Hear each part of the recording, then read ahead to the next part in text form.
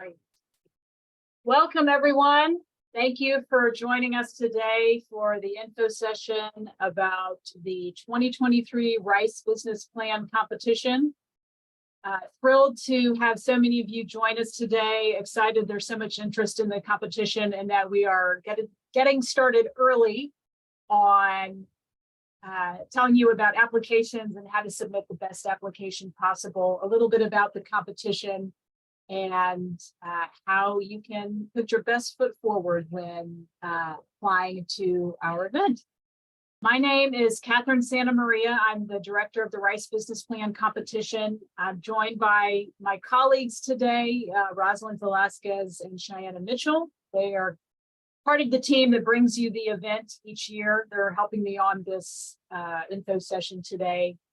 And again, thank you all for coming and for joining us in this session. So what's going to happen is I'm going to go through a little bit about the RBPC, give you a number of slides, 10 slides on the application process, and then we'll have plenty of time for question and answer. So I encourage you to hold your questions until I'm finished, just so we can get through the presentation part quickly and then open it up to everyone. I believe that Rosalind is going to be managing the questions. You can put them in the chat. We're also happy to see your faces and hear your voices. If you can raise your hand, use the raise hand function to ask a question, and Rosalind will call on you. That would be ideal. So let me tell you a little bit about the RBPC, the Rice Business Plan competition. The RBPC is the largest and richest graduate student startup competition in the world. We are largest by the number of graduate student startups that we invite to the competition, and richest by the amount of prize money that we give out each year. In 2022, I think we hit the $2 million mark. So we were able to give out roughly $2 million in prizes at the last competition. So every year we invite 42 student-led ventures to compete over 3 days at Rice University in Houston, Texas. The 2023 competition is May 11th through 13th, and this will be our 23rd year of the competition. The Rice Business Plan competition aims to showcase the best student startups and highlight advanced university technology, research, and innovation. The RBPC is an educational event, and we want to mirror real-world entrepreneurial experience.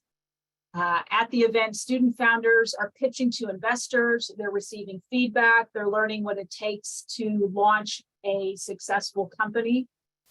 Yeah, that's our competition. So it's a pretty intense experience, but it is a lot of fun, it's impactful, and we are proud of the event that we've built over the years. So this is the time of year that I start to pound the pavement looking for student startups to apply to the competition.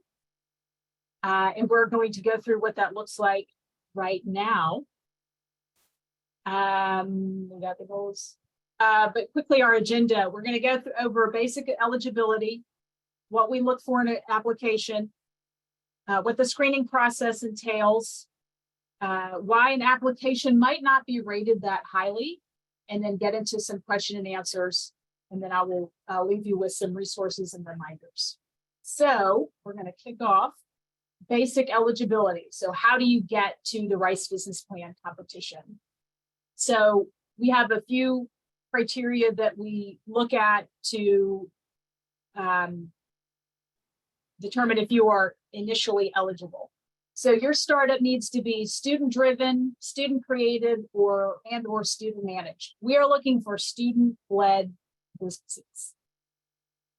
Your startup needs to have at least 2 current or very recently graduated student founders or management team members, and at least one of those students needs to be a current or recently graduated graduate degree seeking student. So this means a master's PhD, MBA, JD, etc. So again, you want your startup to have at least 2 students, current students, and one of them needs to be a graduate level student seeking a graduate degree. So current means that you're in school now. We're looking for current students, people that are taking classes and working towards getting a degree of some kind. But very recently graduated means if you have graduated after May 1st of 2022, you still fulfill that eligibility requirement. And again, your startup needs to have at least 1 graduate level student on the team. This is also going to be true for the competition. If you make it to the competition, you will also need 2 students, at least 2 students to come and present, pitch, and one of those needs to be a graduate level student. So this is the biggest question I get each year. Am I eligible? I have 1 student, or I'm all undergrads, or I graduated 3 years ago. So just to confirm, 2 students, at least 2 students, one of them needs to be a graduate level student. If your startup has 4 students and one of them is a graduate level student, one of them is an MBA, you're good to go. If 4 students and one of them's MBA, the other 3 are undergrad, that's cool. You're good to go. If you have 2 students and you're both graduate degree seeking students, perfect. That will work. If you are all undergraduate students, that will not work. So again, a graduate student needs to be on your team. A few more eligibility points. We're looking for startups that have not raised more than $250,000 in equity capital prior to July 1st, have not generated revenue of more than $100,000 in any 12-month period prior to July 1st. And we want your startup to be seeking capital, to be seeking funding, or to be ready to do that in the next 12 months. So again, the RBPC wants to put you and your startup through a real-world experience of pitching to investors. So when you pitch to investors, you need to be asking for some money. So we want to see that component of your startup. And then finally, we want your startup to be a viable investment opportunity.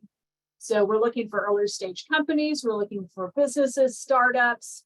Again, we want you to be looking for anything it takes to grow your business. We're not necessarily looking for projects, ideas, or concepts. So we are looking for more startups or businesses that are on the way to growing, that are trying to form so that they can hit the ground running and start to grow their business. Yes, so those are the basic eligibility. So you know what you need in your startup to be eligible. So next, what we're looking for in the application. So the application itself is 20 to 30 questions, and then you attach a PDF executive summary to the application. That is it. What we're looking for in the application, we want you to answer all the questions very fully. So the more information you give, the better. If you go to our website under Compete and then the FAQ, there is a menu of what's in the application. You can see all the application questions there. So aside from those questions, you have the executive summary. And the executive summary that we want to see is going to give a full view of your startup and is going to address all of the main points of your business. So this executive summary, which is a 5-page maximum document in PDF format, should give a very clear and complete view of your company. If you go to our website, you can see a number of suggestions of what to put in your executive summary. So again, what we're looking for is fully answered questions and a complete executive summary. So the executive summary is one of the more important pieces of the application. In fact, I'd say it's where we really spend a lot of our time. On this page are all of the points that we're going to be looking for in the executive summary. This is a suggestion of what to put in there. It is not an exhaustive list, but you should have a fairly good handle on these points for your executive summary. Everything from customer analysis to market analysis, any IP that you have or looking to secure. Tell us about your company founders. Tell us why you are different. What is your competitive advantage? Tell us why customers are going to buy your product or service, or why people are interested in what you have to sell or to show.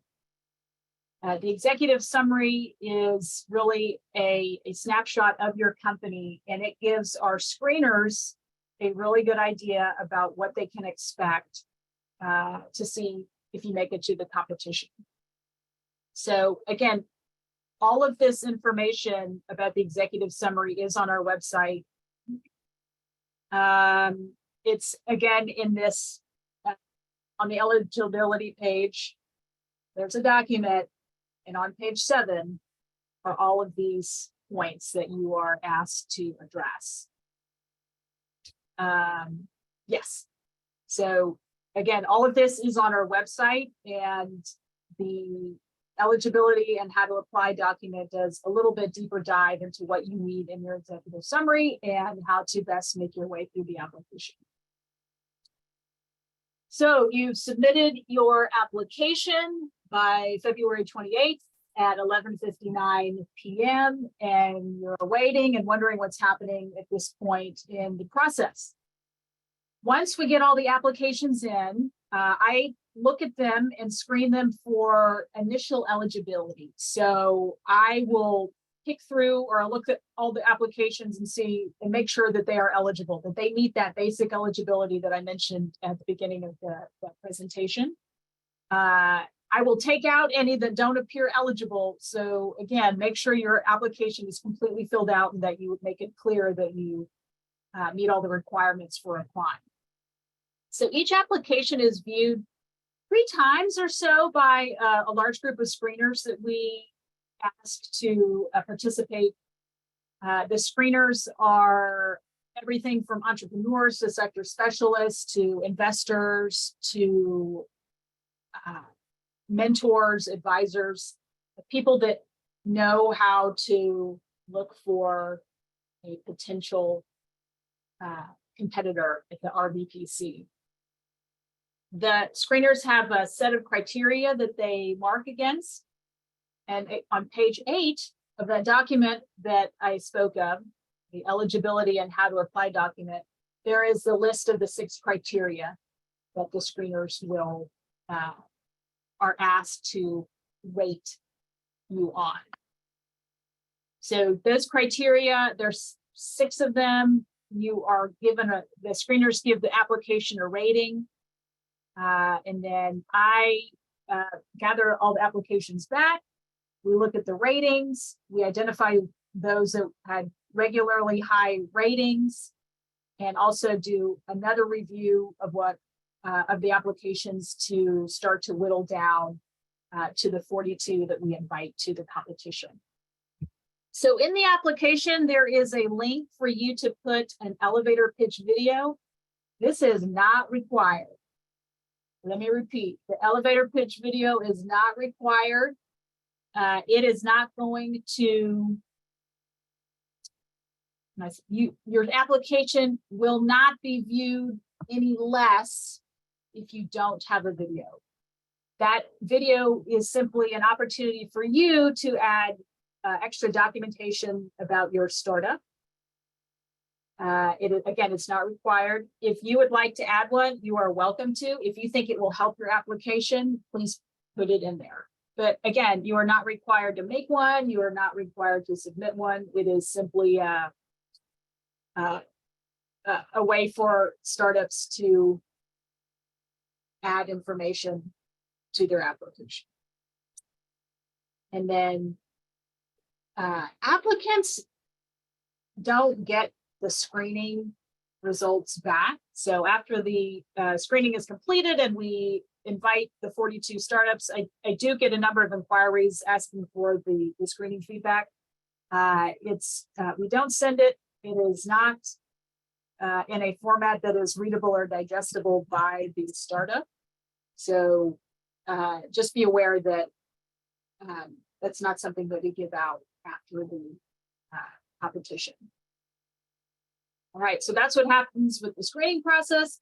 So we look for startups to fill out our 5 sectors, which are energy, clean tech, and sustainability, life science and healthcare solutions, hard tech, digital enterprise, and consumer products and services. And in the application, you choose the sector you want to be considered under. We give you a subsector, we give you a secondary sector. So there are a lot of ways that you can hopefully present your startup in the best way possible with all those options that we have for sectors. So you are thinking about what can I do to make sure that I put forward the best application possible. And after having done this for a number of years, I can tell you what we look for in a good application and why an application might not be rated very highly by the screeners. So low ratings may result when the applicant does not give enough info, does not show that they are a viable business venture, or makes outlandish claims. So if you give me a 1-line description of your startup, that's not enough. I would like a full description. There is a place for you to put a 100-word description. I suggest using as much of that as you can.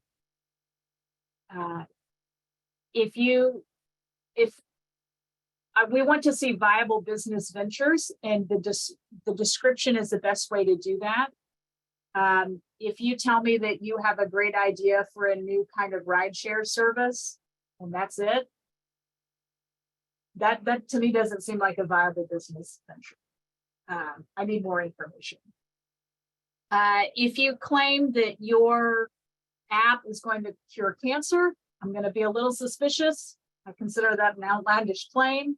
I would like to see more information in that type of description or in your executive summary. So you also may not be rated highly if you do not have any kind of online presence. So this can be anything: a website, a social media account, a LinkedIn page. Show us that you are serious about your startup. If you need to go put up a very basic website, do it. Hopefully it's not costing a lot of money. Even a Facebook page, something to show us that you're serious. We would like to see some kind of online presence. If you don't have an academic advisor, or your academic advisor does not know about you, that's a red flag for us. So in the application, you're asked to list someone at your university who knows about you, or who's been advising you, or has been giving you insight. Please list that person. And at times I do check with the academic advisors on the startup. So please make sure they know who you are before you list them. And then finally, we want to see startups that are affiliated with some department or institute or resource on campus. We want to see, again, that the startup, that you are serious about this venture. And we, not always, but you will look better if you show that you have sought out resources on your campus to help you develop your startup. We understand that not all campuses offer these types of resources. That is fine. You can put that in the application as well. But with all of these things, the great thing is that they can all be addressed with a little time and effort. So take a few minutes to put up that website or social media account. Make sure that your description is accurate, is complete, and gives a full picture of your startup. Seek out someone on your campus that can help you and will act as an advisor or a reference in your application. Oh my gosh, here we are at Q&A. I didn't speak for too long, so I'm proud of myself. I know there are a lot of questions coming through, and Rosalind, do you want to throw some at me, or shall I call on people? Yeah, how about we start with what's in the chat? So the first question is, if you can't find a partner to compete with you, would that disqualify you for participating, or is that mandatory? Yes, you need 2 students to compete at the competition.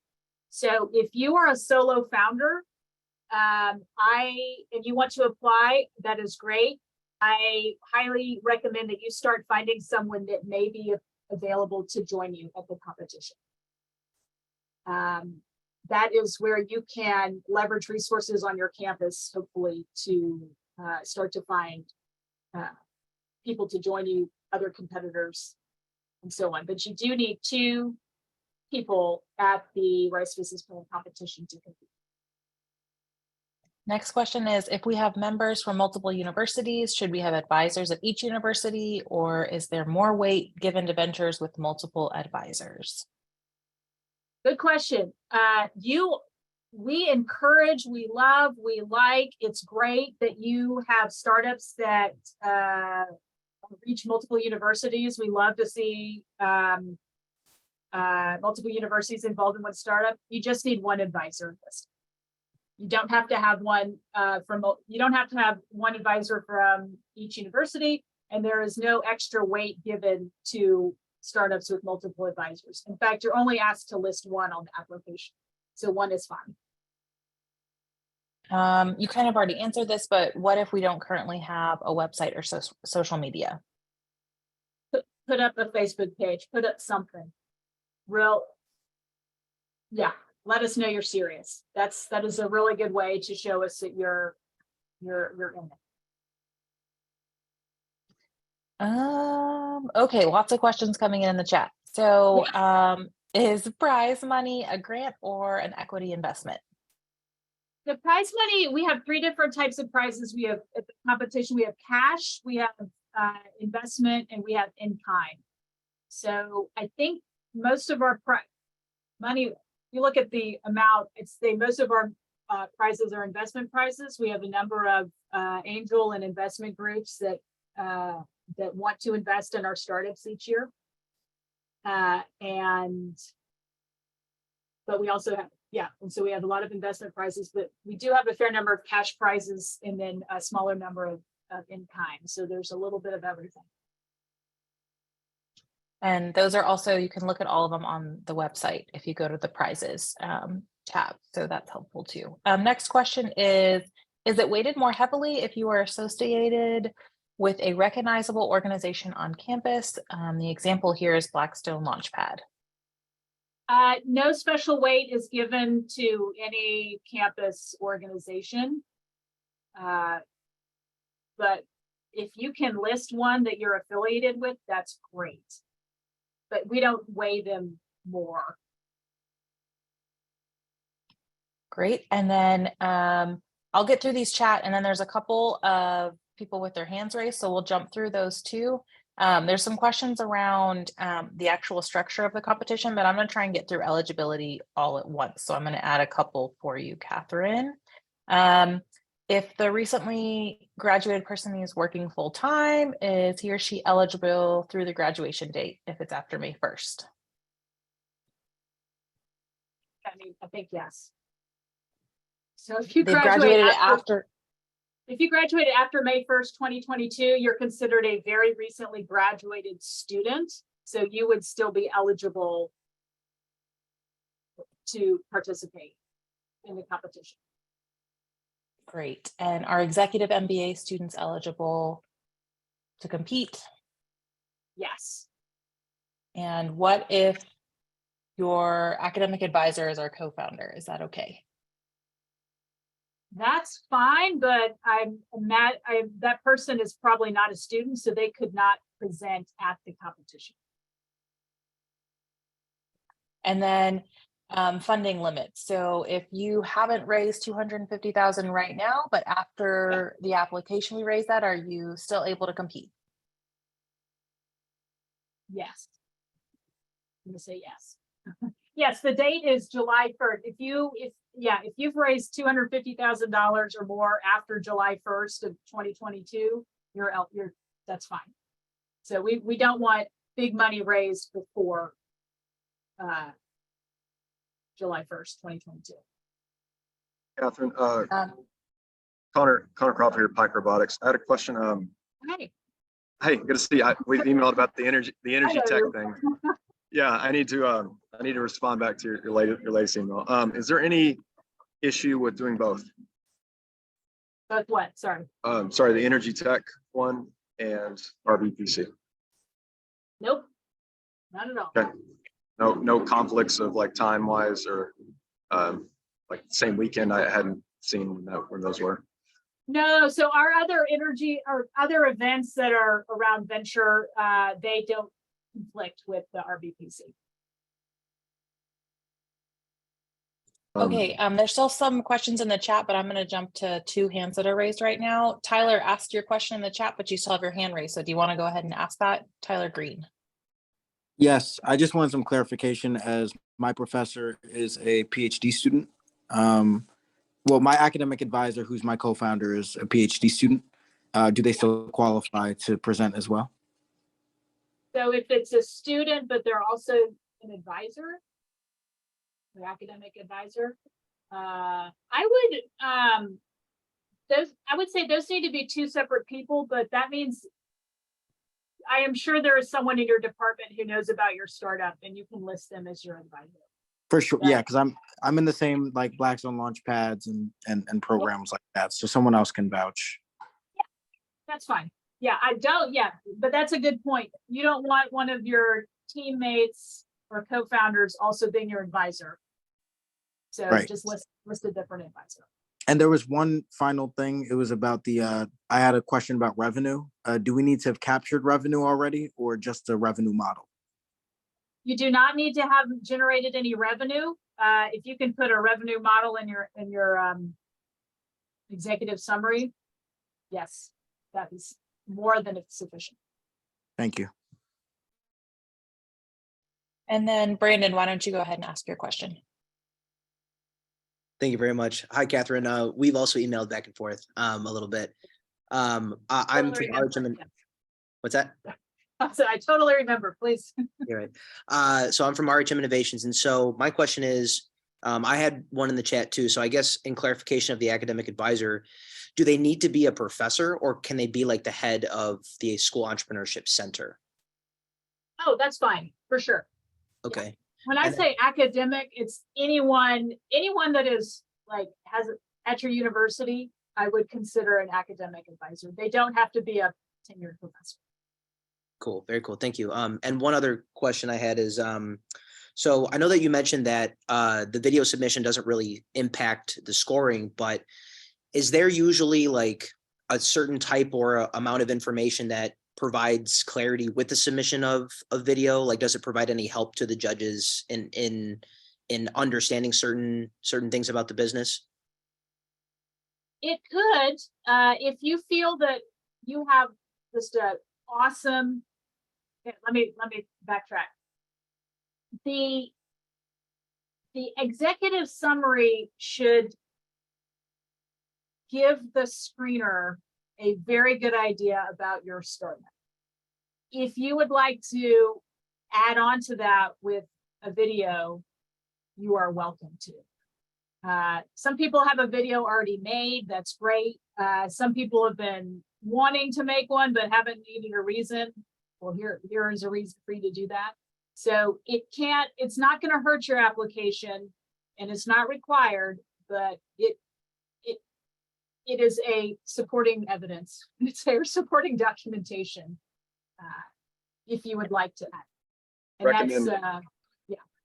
I recommend Coral Video Studio. It's a cheap video editing tool, but a lot better than the Windows okay, do version. you want to throw that in the chat? I don't never heard of that one. Yeah, I'll do that. Yeah, thank you, Connor. Sure.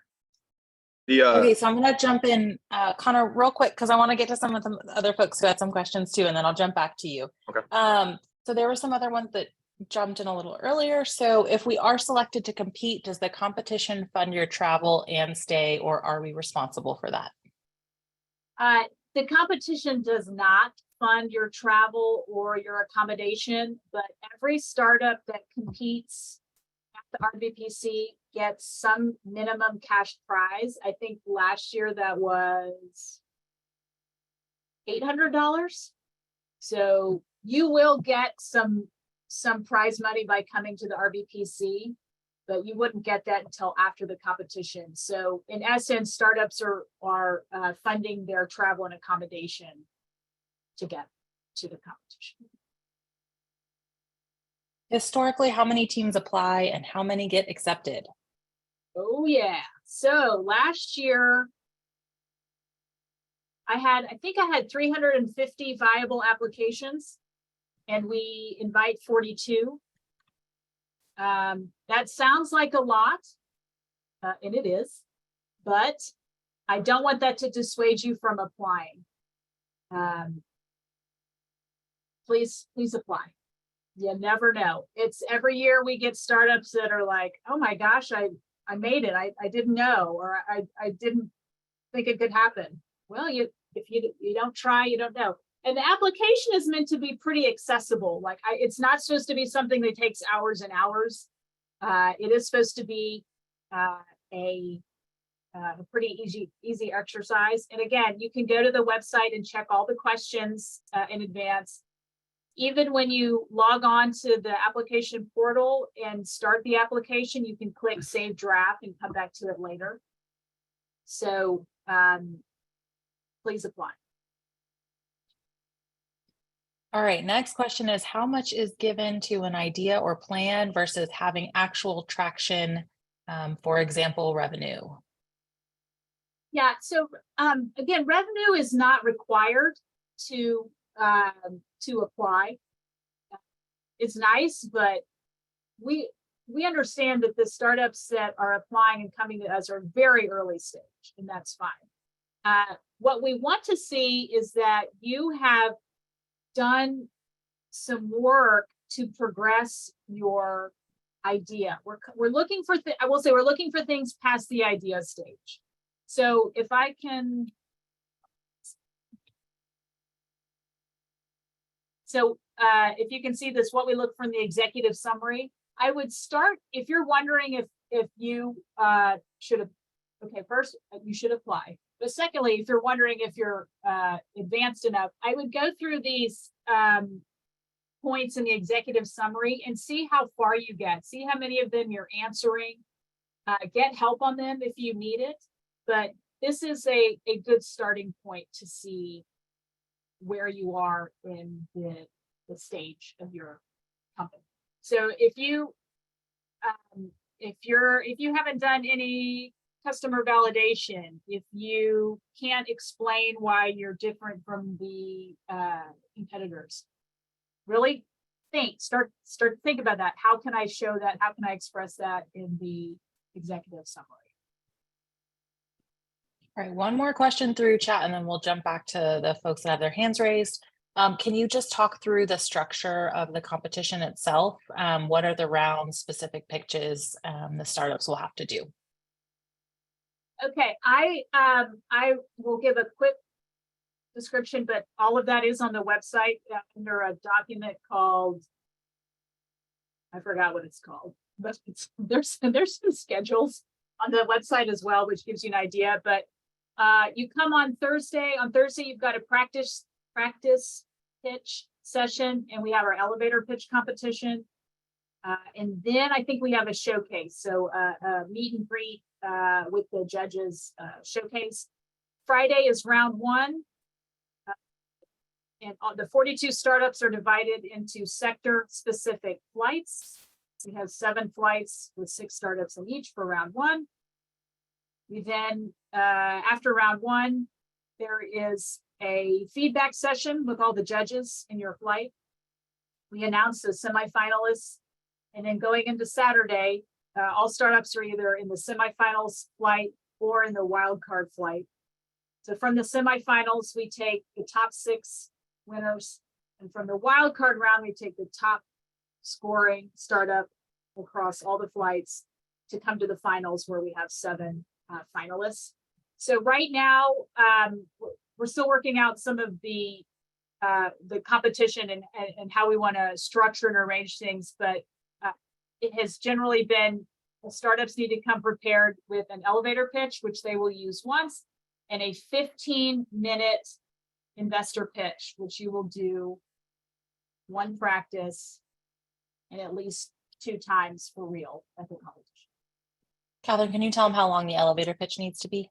Oh, 60 seconds. This elevator pitch will be 60 seconds at the competition.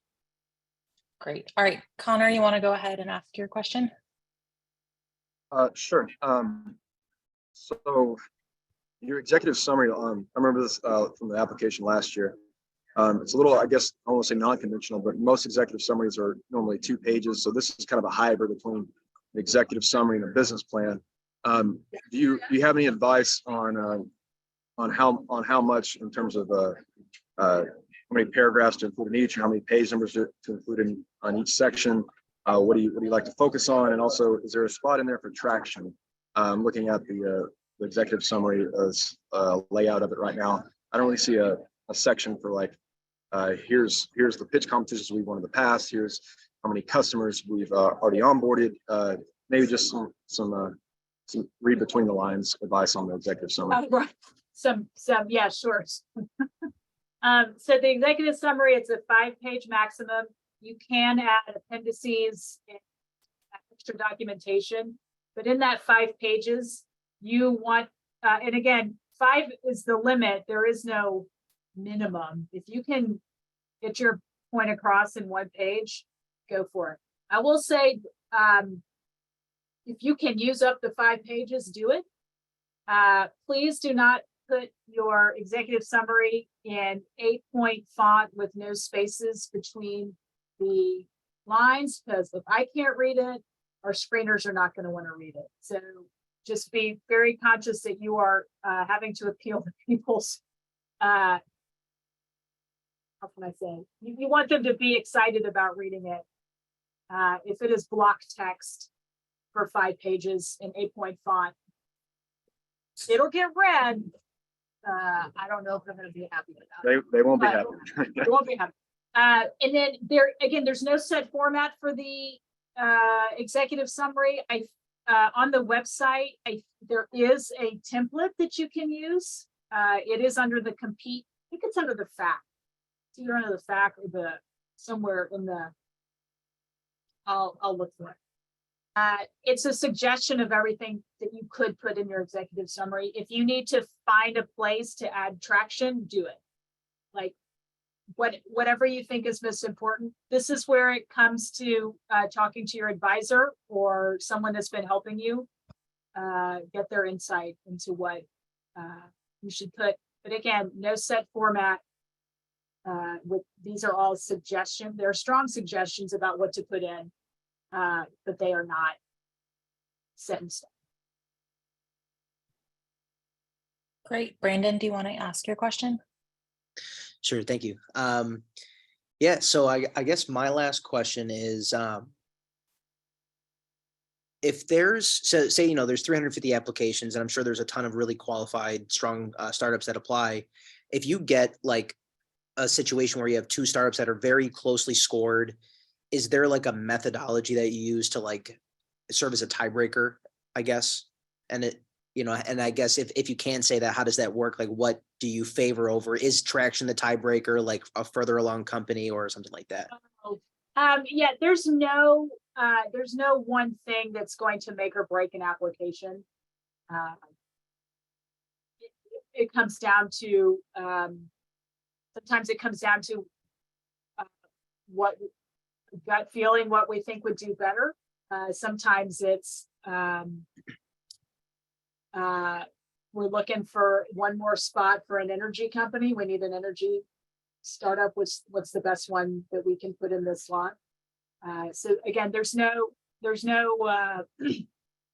nothing that's necessarily going to make or break your application. But again, as I said at the beginning, the more complete a picture you give, the better we can assess if you're a good candidate. Okay, thank you, Catherine. Catherine, I'm just looking at time. We have about 15 more minutes and there's 3 more questions we haven't gotten to in the chat unless a couple more come in. Okay, so here's the next one. Some pitch competitions have special awards or tracks for female or minority led or specific market areas. Example here is military. Does the RBPC have anything like that? We have, we invite startups in sectors, and that is how we fill out our competition. We do have prizes. We have in the past had prizes for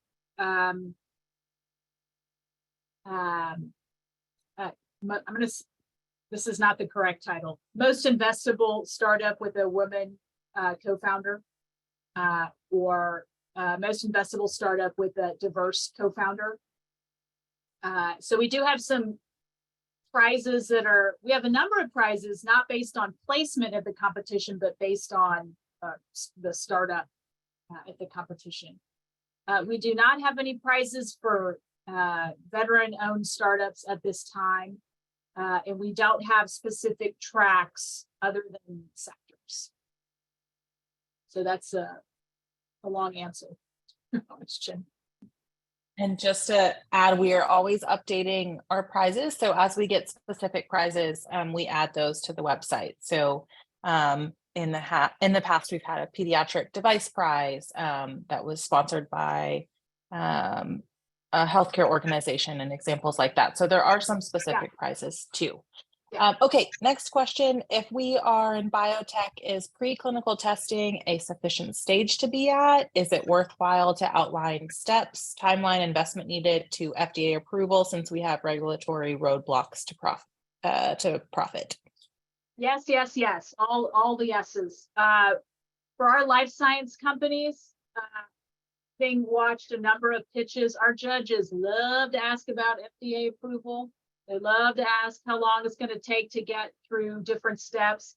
They are going to ask you, they're going to quiz you like, where are you in your process?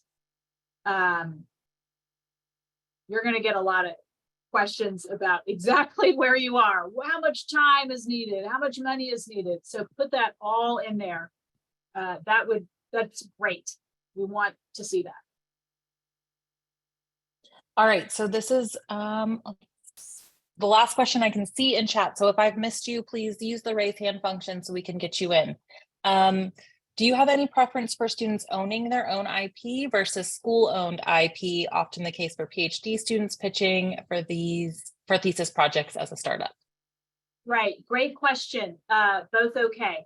So we understand that a lot of IP at universities is from the university, and that is completely fine for the university to own the IP at the time. You will, when you get to the competition, you're going to be asked all those questions. Again, our judges love to ask about IP, and whether it's a relevant question or not. So the more you can detail where it is and where it comes from, the better. And just to emphasize, yes, we totally get that a lot of the IP is held at the university, and that is fine.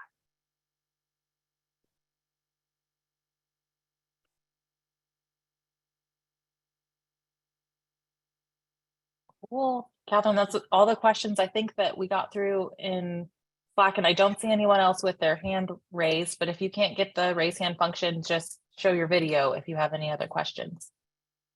Thank you so much. Oh, I heard one last question. I'm trying to remember, was there feedback? Our business has improved a lot over the last year from our application a year ago. I'm trying to remember, was there feedback from last year? Sorry, it's kind of like plane going on. No worries. No, we don't offer feedback from the application process, but I'm glad that you brought that up, Connor. For just so everyone's aware, we have startups that apply more than once. And if you apply 1 year and don't make it, please apply again. We'd love to see that. I think there's even a place on the application to say I'm a previous applicant or something like that. And we've had startups that have gone on to do great things, and it's their second or third try getting it. So I forgot the question, but the answer is yes. No, you got the answer. You answered it. You answered it. Well, Catherine, I've got one more for you. Oh, yeah. I don't want to miss it because they sent it to me directly in message and I didn't see it. If you incorporate your company after January 1st, but before the submission deadline, are you still eligible? Yes, this is a mistake that I made in the rules that I will change. You do not have to be incorporated to apply or compete. You do not have to be incorporated. Now, if you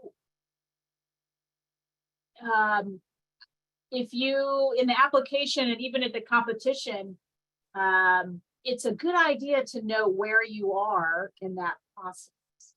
So it's fine not to be incorporated, but I recommend saying something like, we hope to be incorporated next year, or incorporation is our next step, or we're talking to people about incorporation. That looks good. That looks good in the application.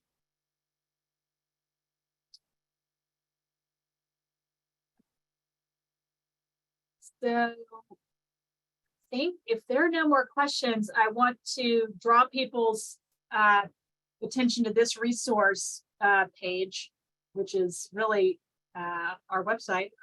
There's everything I've mentioned here today, most of it is on the website in the document that I talked about, including the application questions and the executive summary template. If you have a question and you cannot find the answer, you are more than welcome to email me at rbpc@rice.edu. I try to answer back in a timely manner. Applications are due on February 28th at 11:59 p.m. in your time zone. If you are on the website, application website, and you are having issues, please email me because I'm the tech troubleshooter person. And just to make sure everything happens properly, you may want to hit send before 11:59 p.m. on February 28th. Even like at 5 p.m.